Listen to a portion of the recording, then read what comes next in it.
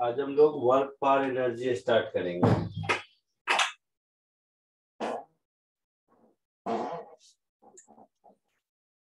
Work क्या होता है?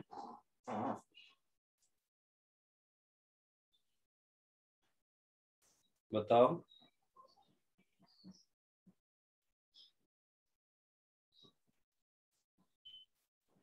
Sir, work is said to be done when the body moves in the direction of force of gravity.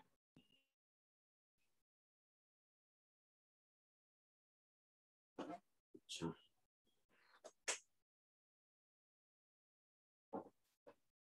और कोई?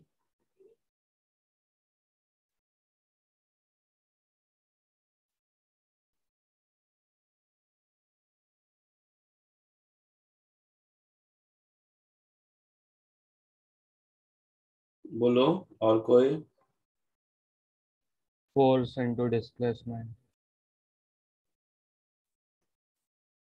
Suppose ये कोई ऑब्जेक्ट है जिसको फोर्स लगाया तो ये यहाँ पहुंच गया।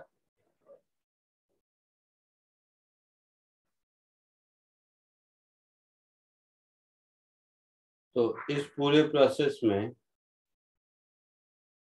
ये हो गया डिस्प्लेसमेंट वेक्टर हाँ sir.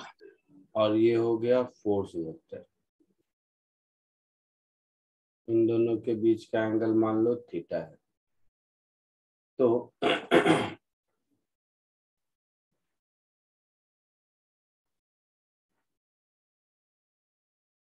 Work done is F dot S। F dot S का मतलब होगा F into S into cos theta. हाँ सर।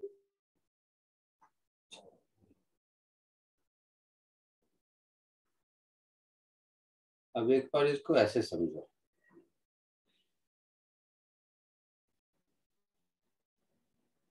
अगर ये एंगल थीटा है तो F का ये वाला कंपोनेंट होगा F कॉस थीटा और F हाँ सर। ये वाला कंपोनेंट होगा F sine theta.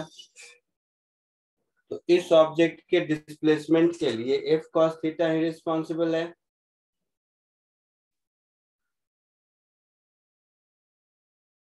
F sine theta की वजह से तो इसको ऊपर जाना चाहिए ना, जो कि ग्रेविटी बैलेंस करेगा या नॉर्मल रिएक्शन कुछ भी ऐसा। तो इस बात को हम लोग कह सकते हैं कि डिस्प्लेसमेंट multiplied with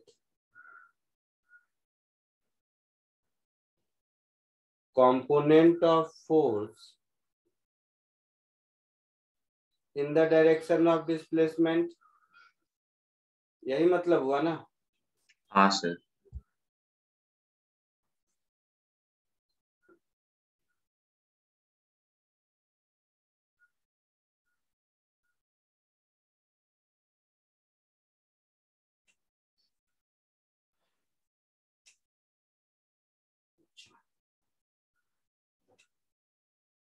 वर्क का ऐसा यूनिट क्या होगा?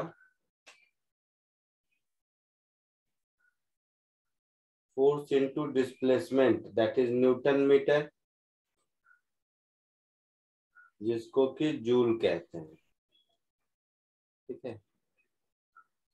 और सीजीएस यूनिट में डाइन सेंटीमीटर, उसको अर्ग कहते हैं।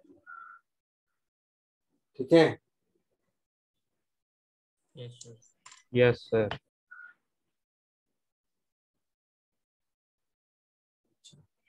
ये जो वर्क है इसका डायमेंशनल फॉर्मूला क्या होगा? ML T-2 फोर्स का होता है, उसमें एक और L मल्टीप्लाई कर दो तो ये इसका डायमेंशनल फॉर्मूला हो गया। और ये डॉट प्रोडक्ट है, स्केलर क्वांटिटी है। आई बात समझ में?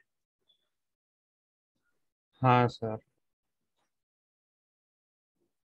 सो ये सब कुछ कॉमन पॉइंट है। यहाँ तक पहले कॉपी कर लो फिर आगे बढ़ते हैं।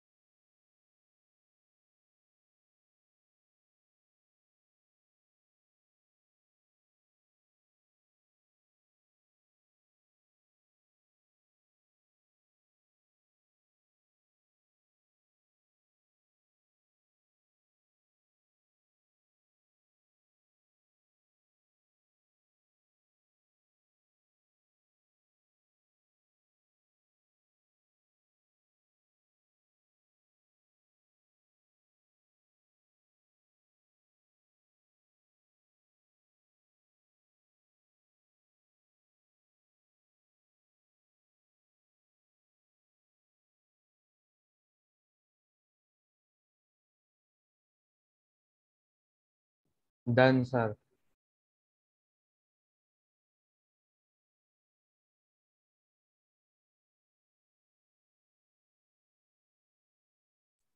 हो गया, आगे बढ़ूं? एक सर, एक मिनट सर।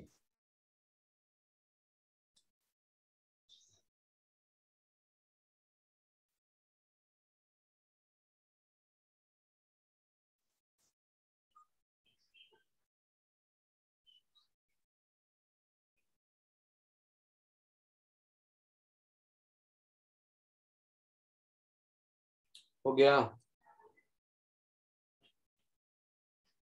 हाँ सर। सपोज ये है डिस्प्लेसमेंट वेक्टर और ये है फोर्स वेक्टर।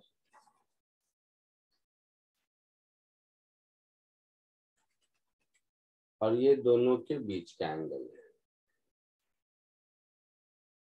तो इस केस में वर्क डन पॉजिटिव होगा।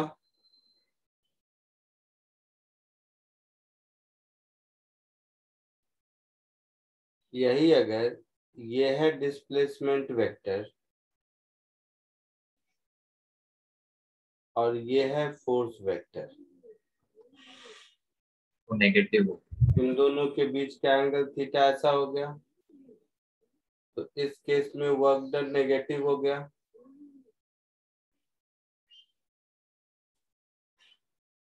यही अगर ऐसा है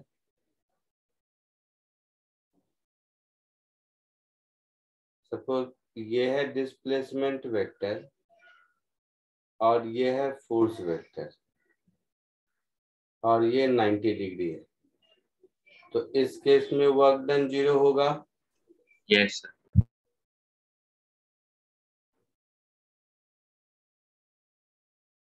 इसको हम लोग कहते हैं वर्क इज डन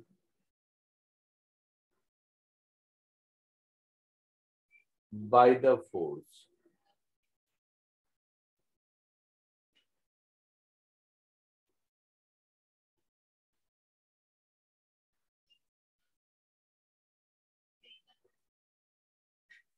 इसको हम लोग कहते हैं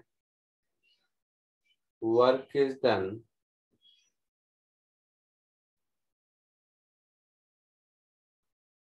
against the force, against the force F. मतलब कोई दूसरा फोर्स पुल कर रहा होगा, नहीं तो इस फोर्स की वजह से इसको लेफ्ट जाना चाहिए था ना। तो इस फोर्स का वर्क डन नेगेटिव है और ये हुआ no work done. Common sense है हाँ सर। है ना? जल्दी से तो कॉपी कर लो।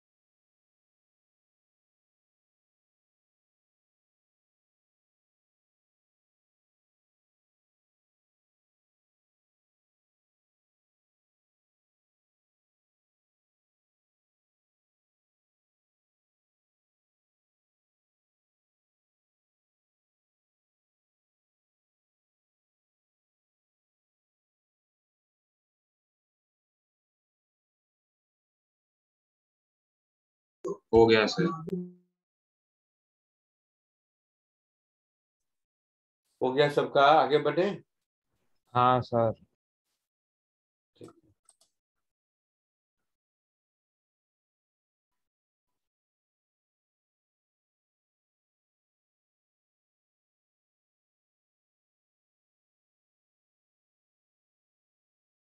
ठीक है, इसी फॉर्मूला को यूज करके ये दो क्वेश्चन दिख रहे हैं, तो सॉल्व कीजिए दोनों को। एकदम फॉर्मूला बेस्ड है, कुछ नहीं है इसमें, जल्दी।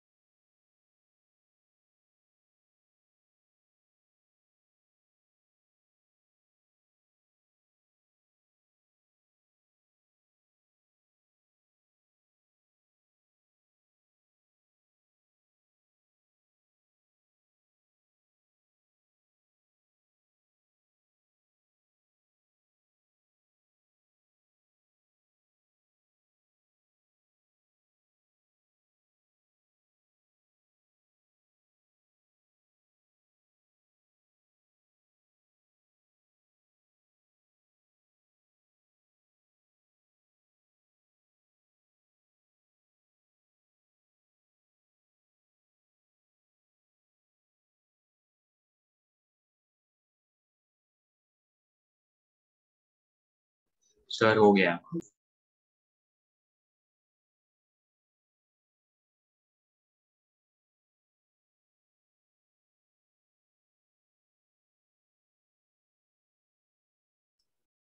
हो गया दोनों, यस सर। आगे बढ़े। फर्स्ट का आंसर बताओ। Mu mg into d cos theta upon cos theta plus u sin theta। Very good. और किसी को?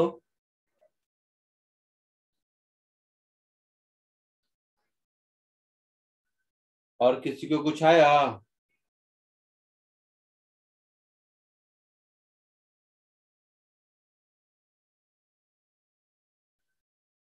और किसी को कुछ आया?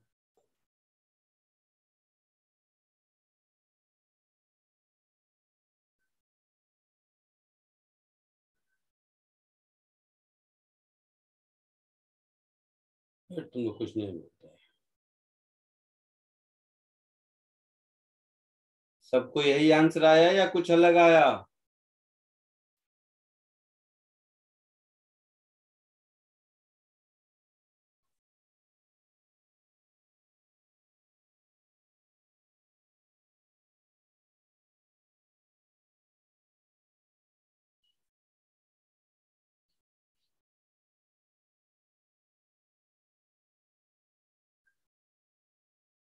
फ्रिक्शन इधर, फ्रिक्शन की वैल्यू म्यू एन। अब ये जो एफ है, इस एफ का ये वाला कंपोनेंट होगा एफ कॉस थीटा, और ये वाला कंपोनेंट होगा एफ साइन थीटा। हाँ या ना? Yes sir. तो यहाँ पर हम ऐसे लिख सकते हैं, normal reaction plus F sine theta is mg. So this normal reaction is mg minus f sin theta.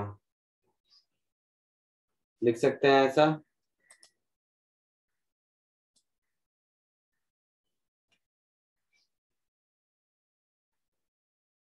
क्या ढूंढना है हम लोगों को?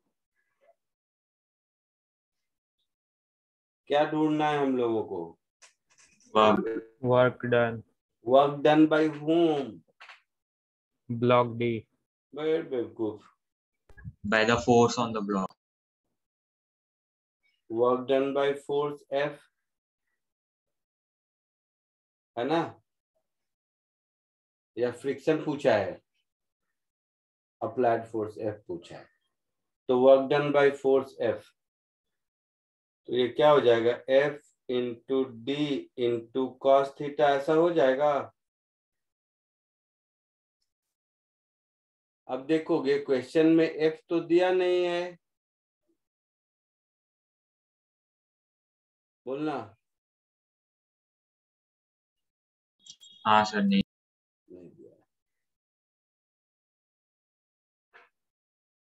बट ये लिखा है कि यूनिफॉर्म वेलोसिटी से ट्रेवल करता है। हाँ सर, तो एफ कॉस थीटा और म्यू वन सेम हो जाएगा। म्यू वन के बराबर होगा, होगा। हाँ sir. So f cos theta, this will be equal to mu into n. ये n यहाँ सब्स्टिट्यूट कर दो, तो mu into m g minus f sine theta. तो यहाँ से f मुझे मिल गया cos theta plus mu sine theta, this is equal to mu m g. होगा ऐसा?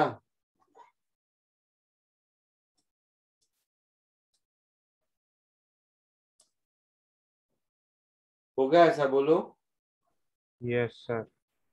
तो f यहाँ से मुझे मिल गया mu m g upon cos theta plus mu sine theta. अब इस वर्क डन के लिए इस f को यहाँ सब्स्टिट्यूट कर दो, तो कुछ ऐसा हो गया, mu m g d cos theta divided by cos theta plus mu sine theta. ऐसा कुछ आंसर होगा? यही आया था?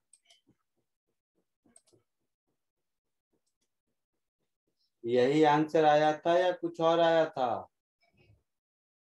सर यही आया था। यही आया था। Very good. सबका हो गया? आगे बढ़ूं या कोई कॉपी कर रहा है?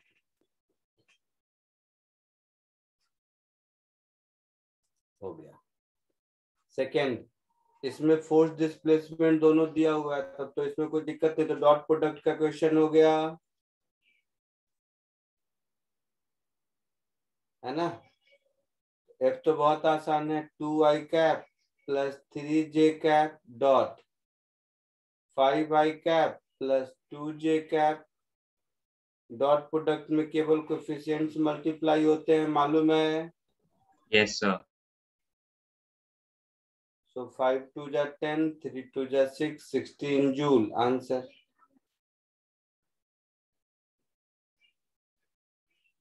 आया समझ में? आगे बढ़ूं? Yes, sir.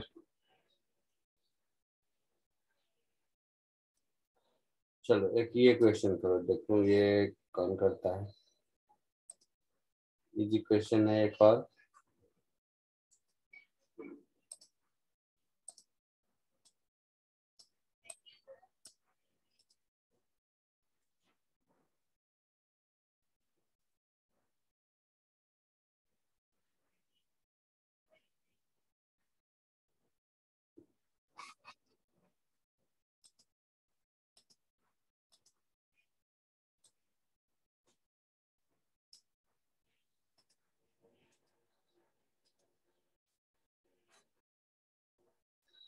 दिख रहा है? Yes, sir. कोशिश कीजिए।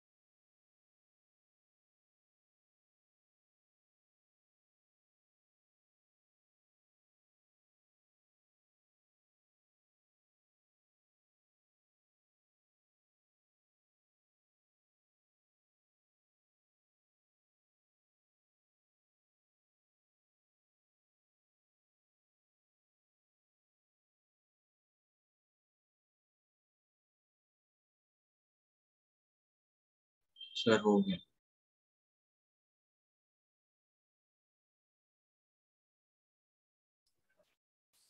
क्या आंसर आया? Sir mg sin theta cos theta into vt। Sir इसका नेगेटिव होगा।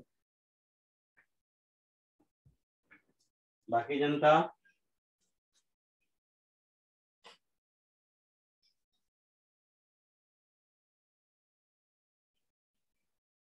बाकी जनता बोलिए, और किसी को कुछ आया?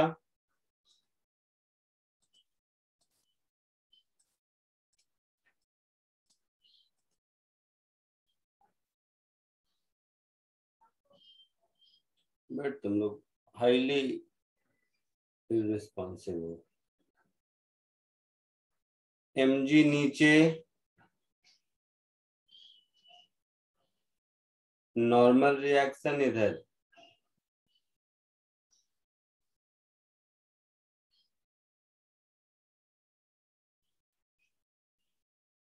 ये एंगल थीटा,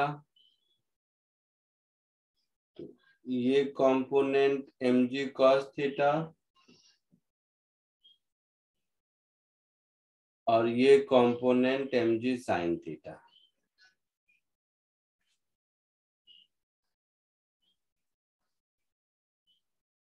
और फ्रिक्शन फोर्स इधर। अब ये इस पर स्लिप नहीं हो रहा है, मतलब फ्रिक्शन फोर्स की वैल्यू mg sin थीटा के बराबर होगी, है ना?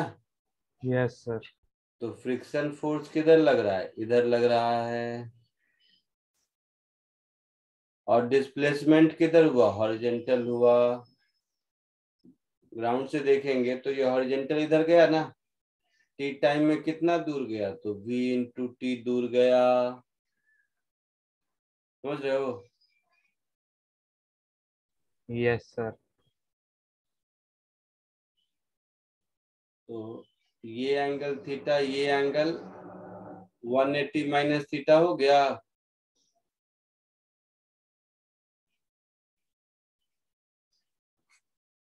होगा? हाँ sir. So work done by frictional force is equal to frictional force into Vt into cos of angle between them, which is pi minus theta. Cos pi minus theta is minus cos theta. Friction force is mg sin theta into Vt. So answer is minus mg sin theta cos theta into Vt। ये हमारा answer होगा। हो गया ऐसा? Yes sir. Copy कर लीजिए।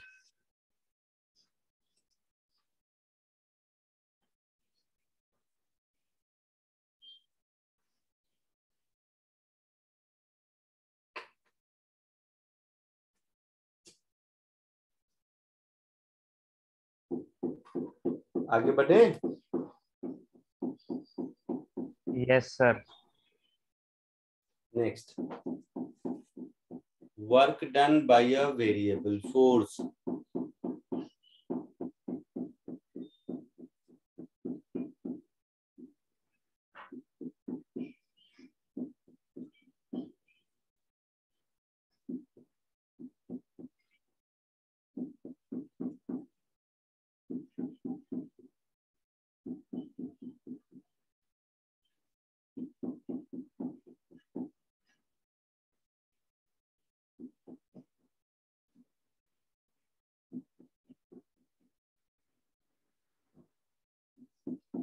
Suppose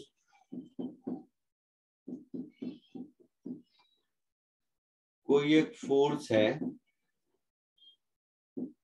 something I cap plus something J cap plus something के cap. ठीक है? तो जो वर्क डन होगा वो क्या होगा? Integral of f dot d r from initial position to final position, ऐसा होगा।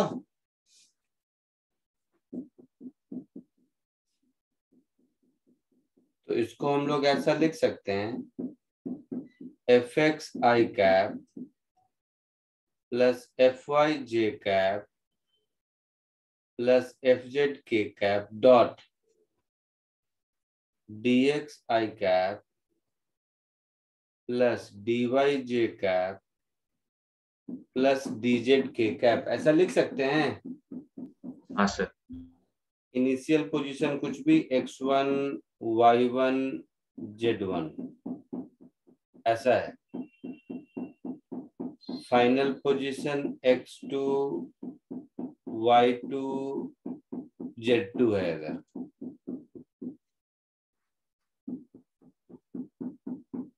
तो ये डॉट प्रोडक्ट कुछ ऐसा होगा, f x d x plus f y d y plus f z d z, ऐसा लिख सकते हैं इसको।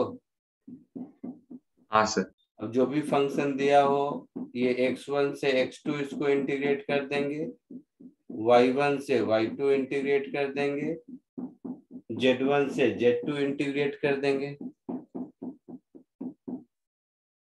आई बात समझ में?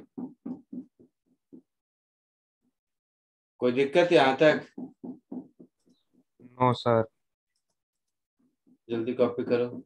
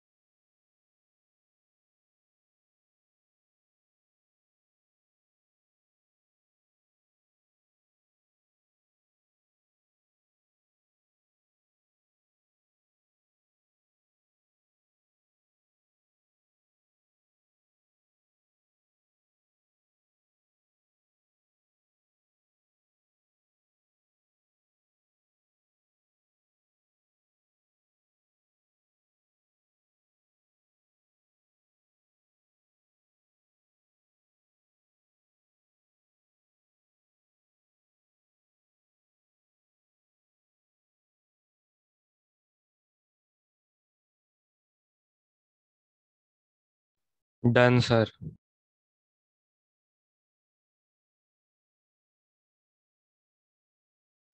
हो गया सर। हो गया।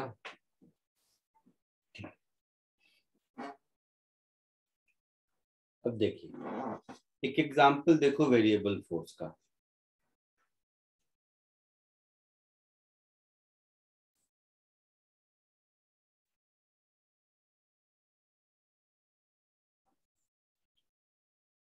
That is work done by a spring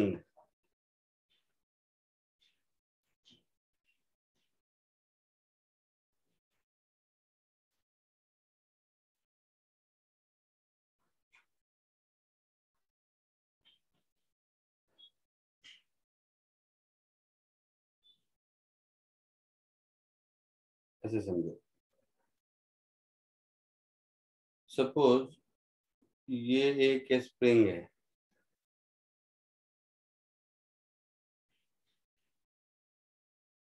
और ये इस स्प्रिंग का नेचुरल लेंथ है।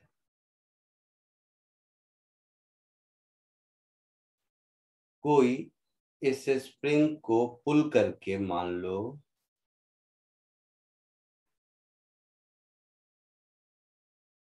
यहां ले गया,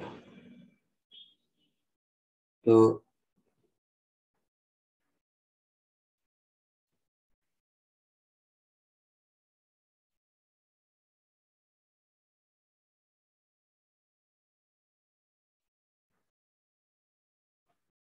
ये एक्सटेंशन x हो गया। Yes, sir. x बोल दो या x नॉट बोल दो, जो भी बोलना है बोल दो, x नॉट बोल दो या x रहने दो, जो मन करे, फर्क नहीं पड़ता।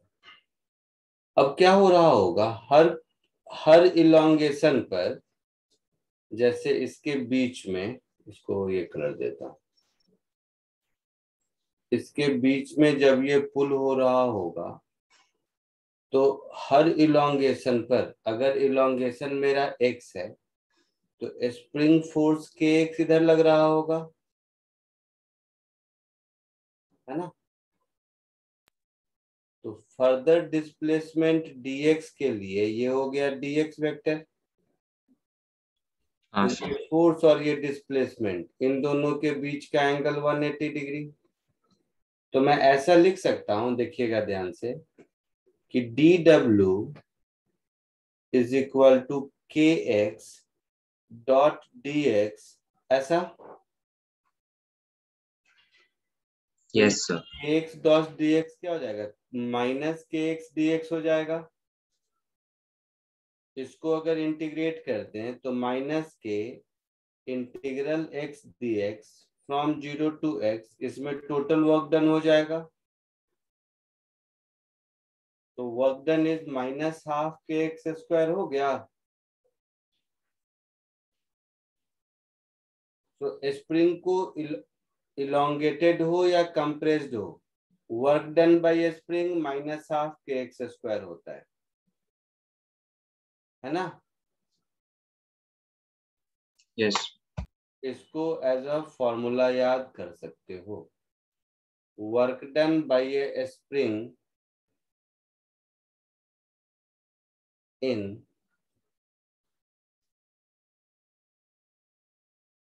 कंप्रेशन और एक्सपेंशन, दोनों ही केस में माइनस हाफ के एक्स स्क्वायर होगा। और ये एग्जांपल हो गया एक वेरिएबल फोर्स का, है ना। सर एक डाउट है बोलो। सर, कंप्रेशन पे तो फोर्स और डिस्प्लेसमेंट का डायरेक्शन सेम ही होगा ना, तो माइनस कैसे हो सकते हो? कौन पे जाऊंगा, कैसे सेम होगा, जब कंप्रेस्ड होगा तो फोर्स बाहर की ओर लगेगा ना। जब कंप्रेस होगा तो स्प्रिंग वाला फोर्स किधर लगाएगा, देखो तो एक बार मन ही मन। हाँ सर, हाँ सर, सर। पक्का। यस सर, समझ। जल्दी कॉपी कर लीजिए।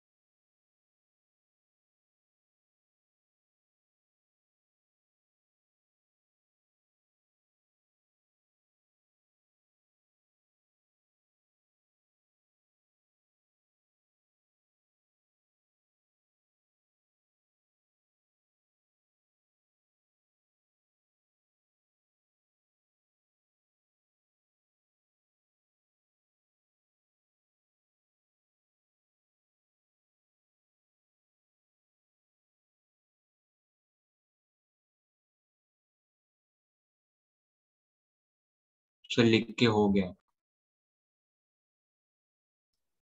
हो गया, आगे बढ़े।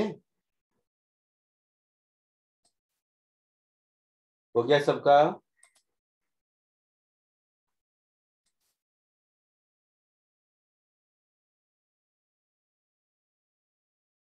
उफ, बोलो तो सही, हो गया। बाकी जनता आगे बढ़े। Yes sir. चलिए, तो वेरिएबल फोर्स से रिलेटेड छोटे छोटे दो क्वेश्चन कीजिए। एक ये सबसे हो जाएगा, और दूसरा एक ये भी आपसे हो जाएगा।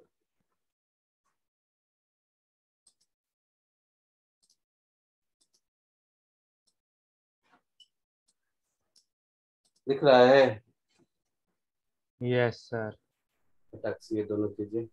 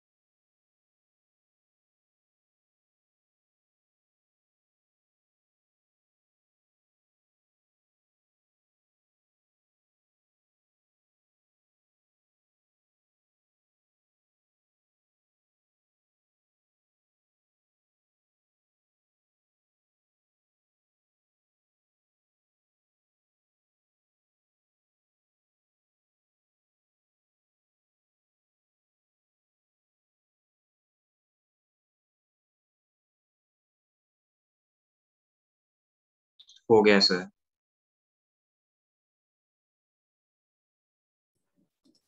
दोनों हो गया। दोनों हो गया सर। Very good. जैसे फर्स्ट वाले में देखो, फर्स्ट वाले में डिस्प्लेसमेंट तो मेरा है 5 i कैप, यही है ना। तो dw को हम क्या लिखेंगे, f डॉट dx, केवल x में जा रहा है ना, समझ रहे हो तुम लोग कि नहीं। हाँ सर।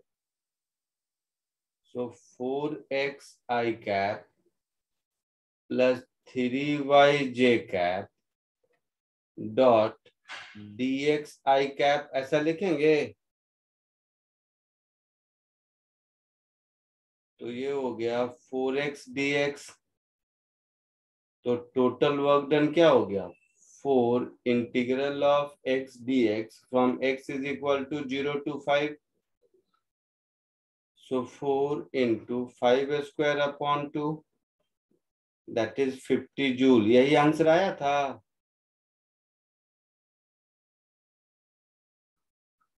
बोलो। Yes sir. Very good. Second वाला बताओ, क्या आंसर आया सेकंड का।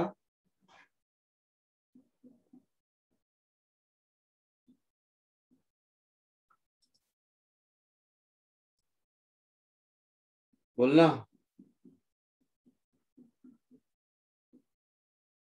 x is equal to 0 to 2, तो ये भी यही होगा ना, f dx x is equal to 0 to 2। बोलो। 1। तो 0.5x प्लस 10 dx 0 to 2। तो 0.5 into x² by 2 0 to 2 plus 10 into x 0 to 2, ऐसा होगा। तो 0.5 इंटू 2² 4/2, 0 का 0 प्लस 10 इंटू 2 21 जूल।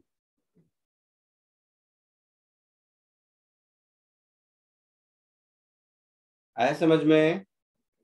हाँ सर। Yes sir. आगे बढ़े या कॉपी कर रहे हो कोई। आगे बढ़ सकते हैं। हाँ सर। चलो एक और क्वेश्चन देता हूँ, थोड़ा ध्यान से, इसमें गलत होने के चांसेस हो सकते हैं।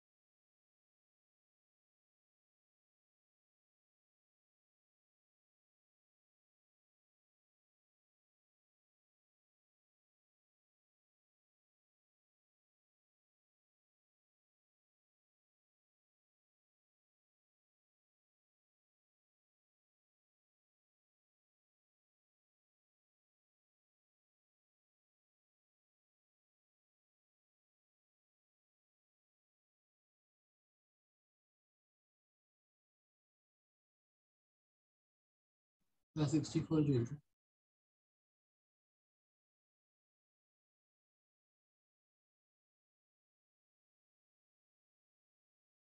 क्या बोल रहे हो? 64 जोर से बोलो। 64 जूल। नहीं, गलत है।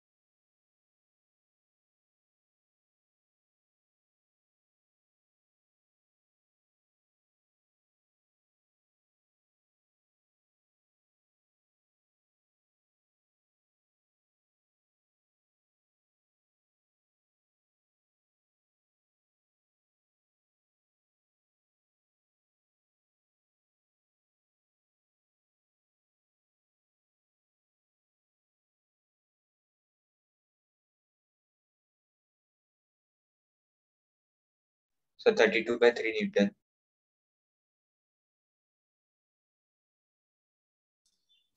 क्या आया? 32 by 3 Newton. Work done Newton में होता है। Sorry, joules. तो भी गलत है। चलो देखो इधर,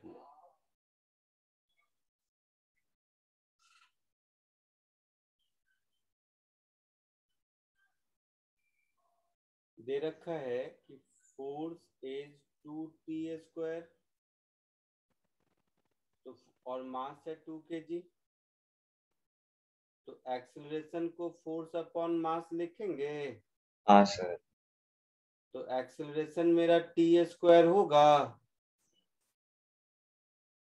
यस सर। इस एक्सेलरेशन को dv/dt लिखेंगे। तो dv/dt is t², so dv is t² dt। t is equal to 0 पर ब्लॉक रेस्ट पर था,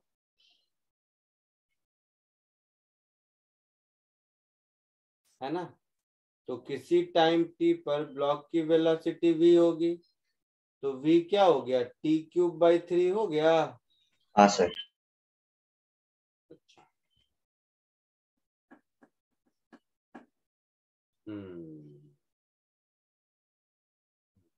बहुत तरीका है करने का। v को हम dx/dt लिख सकते हैं। Yes sir. तो dx/dt is t³/3, so dx is t³ dt upon 3, ऐसा होगा? यहां तक कोई दिक्कत नहीं? तो ये तो हो गया वन साइड स्टोरी। अब जो हमारा वर्क डन होगा, ये वर्क डन क्या होगा? इंटीग्रल f dx,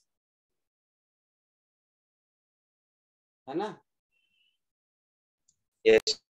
f को यहां से उठा के पटक दो t का फंक्शन, और dx को यहां से उठा के पटक दो t का फंक्शन।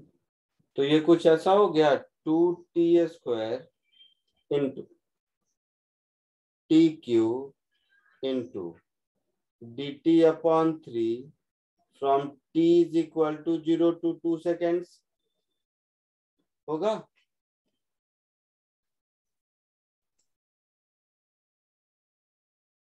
बोलो। Yes, sir. तो 2/3 ये हो गया t6/6 0 to 2, तो 2/3 इंटू 2⁶6/6, शायद 64/9 जूल हो गया।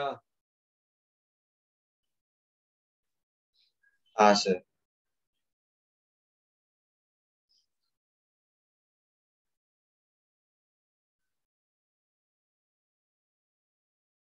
ठीक है।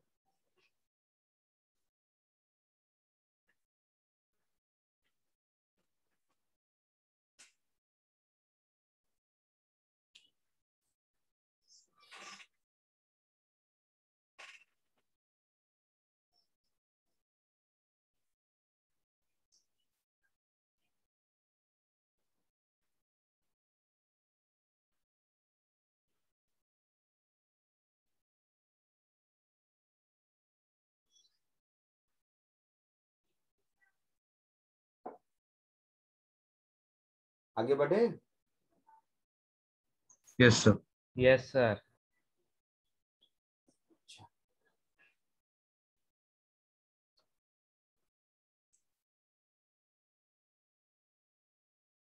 अब देखते हैं work done by graphical method.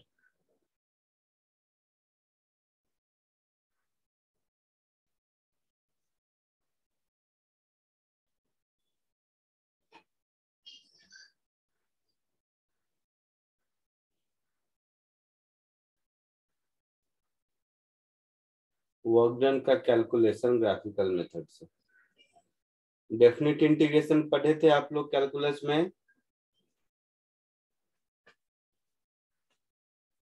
बोलो। Yes, sir.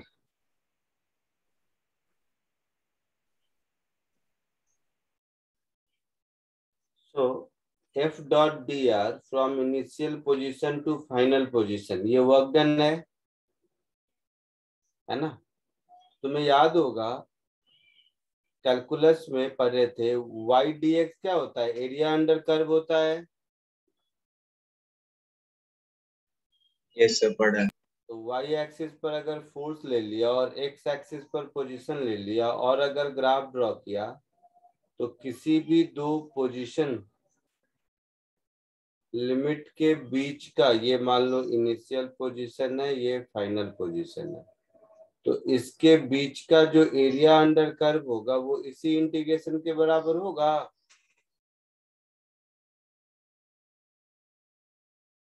हाँ सर।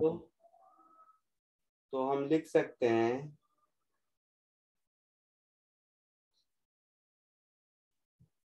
कि area under curve of a force versus position graph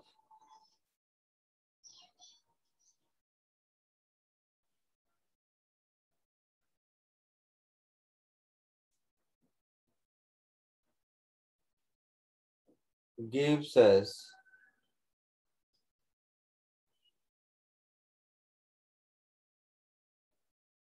work done by the force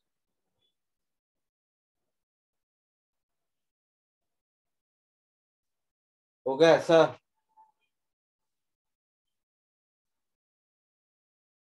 Yes, sir.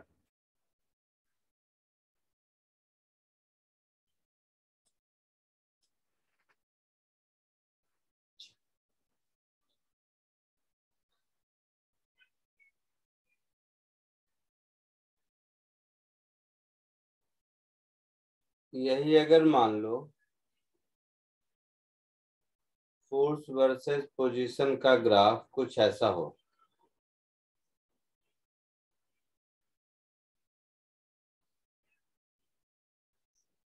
सो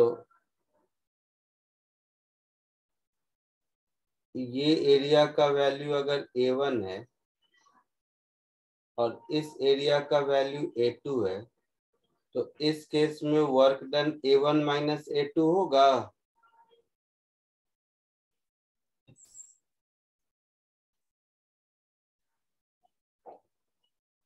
इस केस में work done A1 minus A2 होगा। Yes, sir.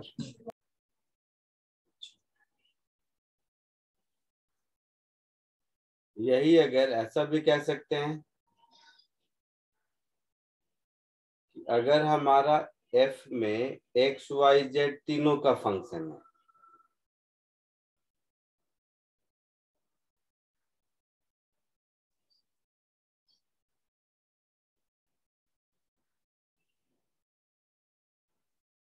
तो हम लोग क्या करेंगे, fx वर्सेस x का ग्राफ ड्रॉ करेंगे, कुछ भी x1 से x2 में जो भी इनिशियल फाइनल पोजीशन रहेगा, तो किसमें तीन इंटीग्रेशन आएंगे ना बेटा, fx dx fy dy fz dz ऐसा आएगा। हाँ सर। तो टोटल वर्क डन इन तीनों का सम होगा ना। यस। एफ वाई और वाई में मान लो कुछ ऐसा है, तो ये एरिया अंडर ग्राफ हो गया y1 से y2 के बीच में, है ना। जेड में मान लो कुछ ऐसा है, तो एफ जेड और जेड के बीच ग्राफ कुछ ऐसा है, तो Z1 से Z2 में ये एरिया अंडर कर्व हो जाएगा। इसकी वैल्यू अगर A1 है, इसकी वैल्यू A2 है और इसकी वैल्यू A3 है, तो इस केस में x1, y1, z1 से x2, y2, z2 तक जाने में जो वर्क डन होगा ये A1 plus A2 plus A3 होगा। बोलो। Yes, हाँ sir. सर। उसको कॉपी कर लो।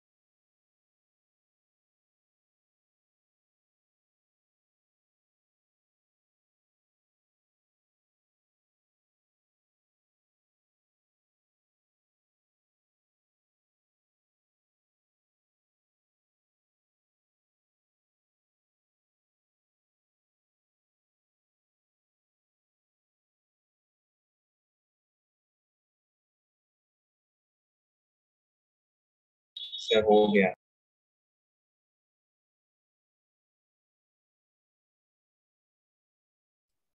हो गया। Yes, sir. आगे बढ़े।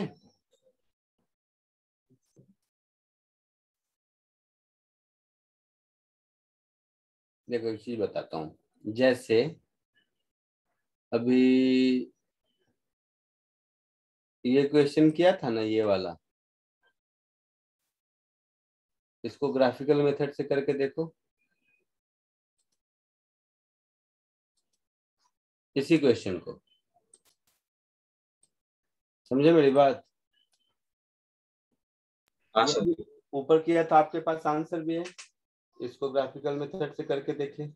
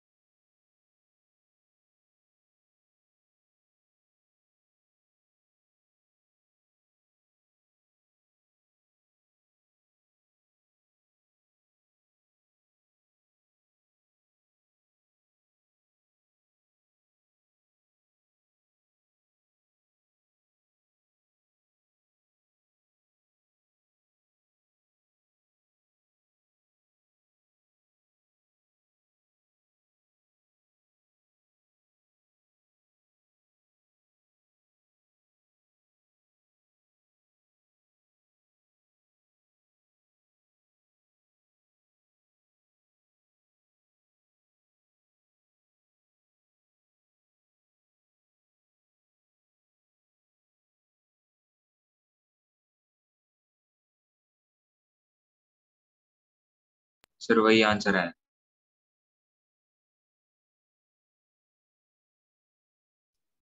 मैच किया answer? Yes, sir. Very good. हाँ सर। कैसे किया? Equal to f of integration of f dx. कैसे किया? सर सबसे पहले तो ग्राफ बनाना है।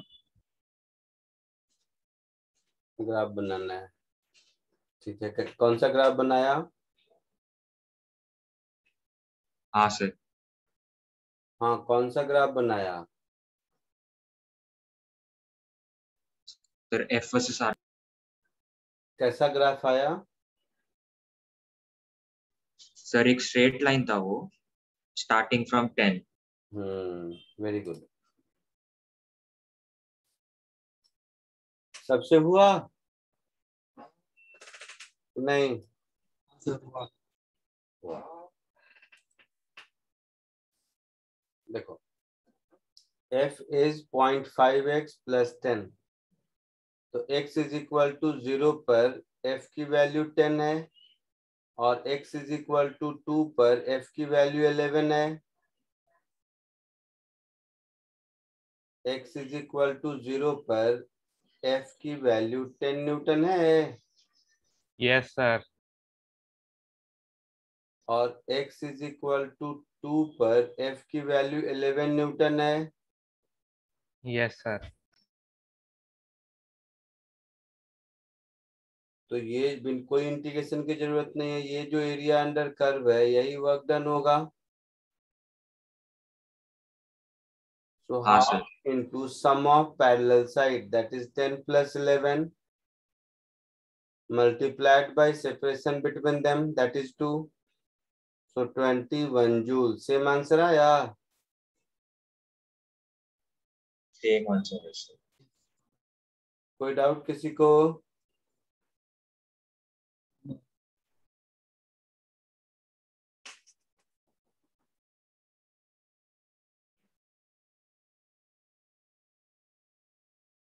आगे बढ़े? Yes, sir.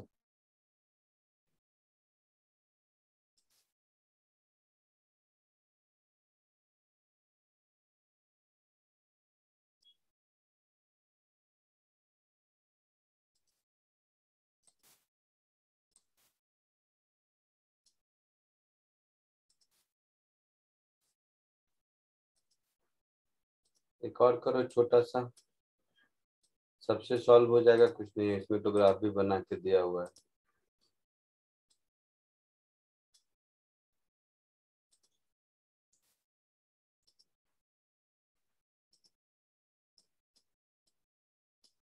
दिख रहा है? Yes, sir. Yes sir. जल्दी बताओ फटाक से।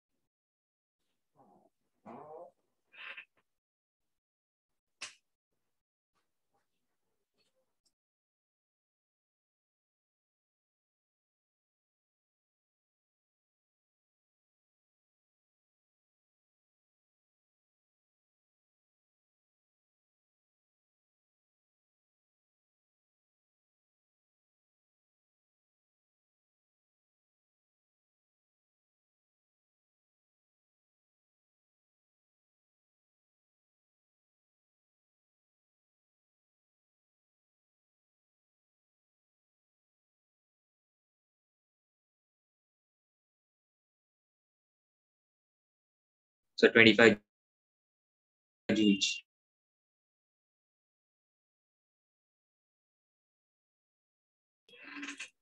आया सबको? हाँ सर. इसमें भी कुछ नहीं है, इसका एरिया निकाल लो। तो 4 × 5 ये रेक्टेंगल का एरिया हो गया, जो ट्रायंगल है half into base into height, that is 25 joule.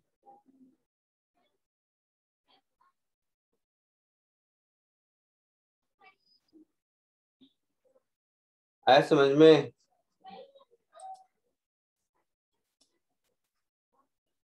बोलो।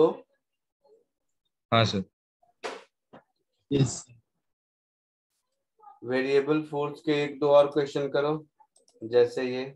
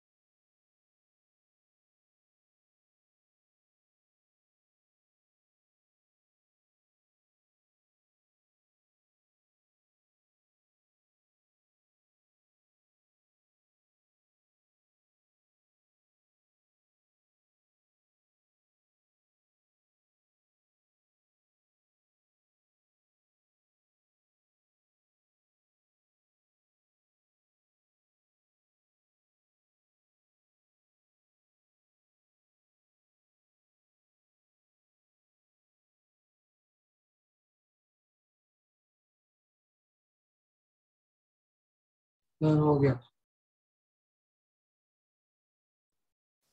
क्या आंसर आया? 83 जूल। Very good. सबको आया?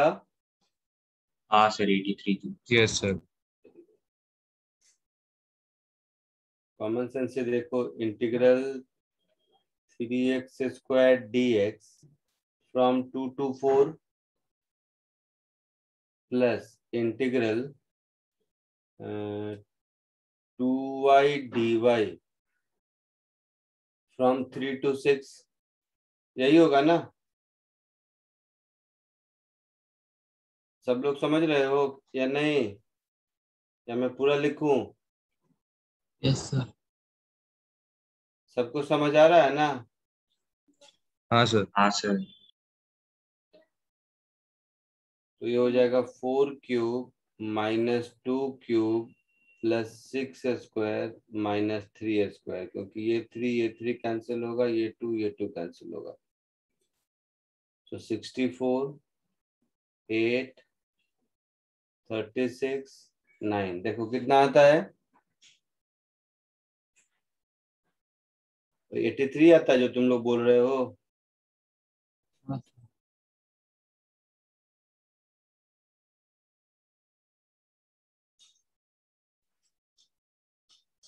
पक्का? हाँ सर। Yes sir. अच्छा,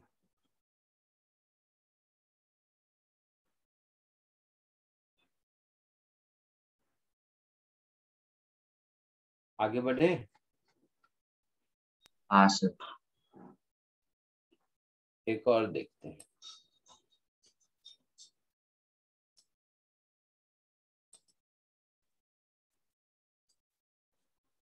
ये देखो जरा,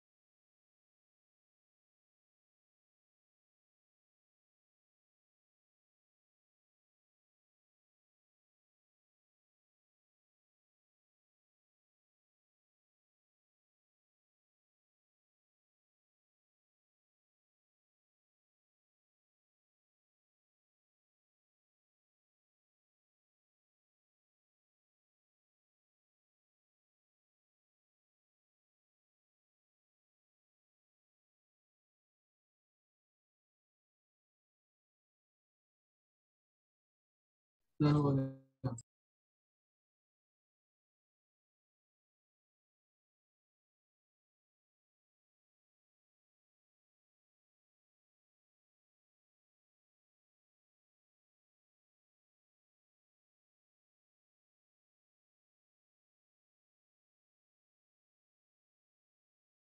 सर हो गया।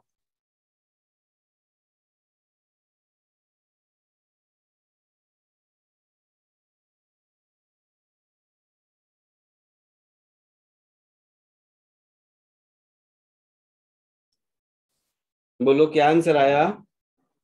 24 जूल। कैसे क्या सर? कैसे सॉल्व किया? along x direction along y direction integrate करेंगे। देखो मैं करता हूं, जैसे dw को मैं क्या लिखूंगा, f dot dx i cap plus dy j cap, ऐसा लिखूंगा ना। सो y i cap plus x j cap dot dx i cap plus dy j cap, ऐसा होगा। That is y dx plus x dy, ऐसा होगा। इसके बाद क्या किया? इंटीग्रेशन किया। So W is equal to integration of y dx plus integration of x dy, ऐसे किया। अब क्या इंटीग्रेट किया इसको? सर नहीं हो सकता ना इंटीग्रेट। इसने तो पूछा कैसे किया, तुम लोग बोला आंसर बताया कुछ तो।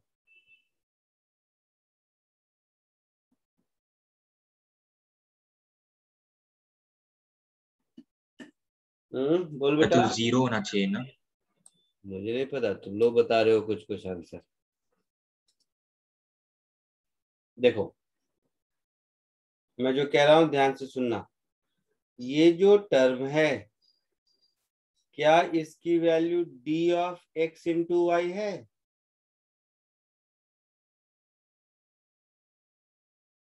इसलिए दिया था ये क्वेश्चन, हाँ सर है। है ना। सो मैं ऐसा लिख सकता हूं, dw का इंटीग्रल इधर हो गया d of x into y, इधर 0 टू w, और इधर x इंटू वाई, मतलब 2,3 से 5,6 होगा ऐसा। तो x into d of x into y का इंटीग्रल तो x इंटू वाई ही होगा ना। सो 2,3 टू 5,6, तो ये कुछ ऐसा हो गया, 5 into 6 minus 2 into 3, that is 30 minus 6 which is 24 joule. किसी ने तो यही आंसर बताया था, कैसे बताया था?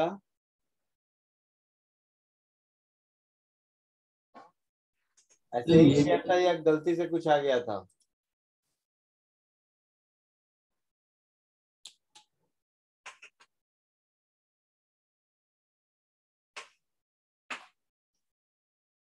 बोलो।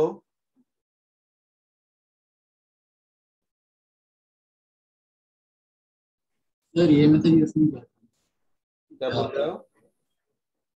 देखा शायद तो मुझे गलत है। नहीं सुनाई दिया, क्या बोला? शायद से मुझे गलत है।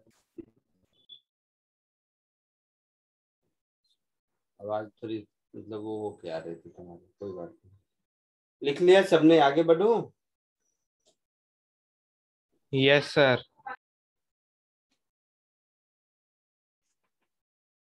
नहीं ठीक है, चलो आज के लिए इतना ही, नेक्स्ट लेक्चर में मिलते हैं। Thank you, sir. Bye, sir. Thank you sir, bye sir.